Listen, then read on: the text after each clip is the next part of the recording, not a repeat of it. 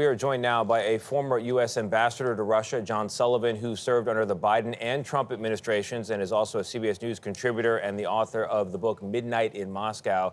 Mr. Ambassador, thank you very much for joining us. So President Biden had been hesitant to allow these strikes with long-range U.S.-made missiles before the election. So now that we're post-election, what changed, the politics or the war? Well, I hope it's not politics, because a decision like this needs to be made based on the national security interests of the United States.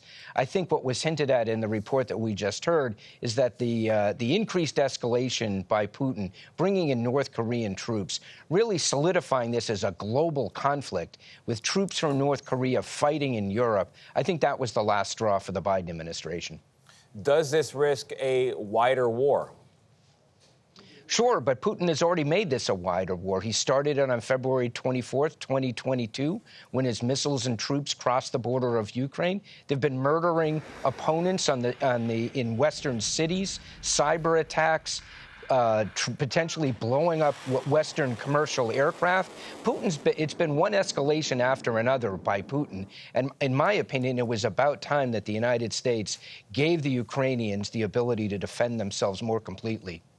But, Mr. Ambassador, the reality is we don't have our own troops in harm's way at the moment in Ukraine. And Putin has warned not only that if we do this, allow Ukraine to use long-range U.S. missiles, it's akin to NATO being in the war, which would involve U.S. troops. He's also said that he would potentially arm U.S. adversaries with long-range missiles so that we're hit.